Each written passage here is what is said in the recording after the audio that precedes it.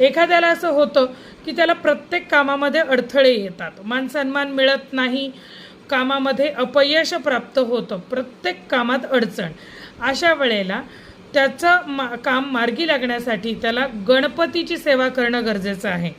तर त्याच्यासाठी देव्हाऱ्यातल्याच गणपतीच्या समोर 1 सुपारी, 2 विड्याची पानं, देठासकट पानं घ्यावीत, 1 खारीक, खोबरं, हळकुंड असं सगळं, 1 रुपयाचं नाणं, असा सगळा विडा त्याच्यासमोर मांडायचा आहे. हातामध्ये 1 नारळ घ्यायचा आहे आणि गणपतीला मनोभावे प्रार्थना करायची आहे की हे गणपती बाप्पा, माझ्या या कामांमध्ये माझ्या आयुष्यामधल्या सगळ्या अडचणी अडथळे दूर कर.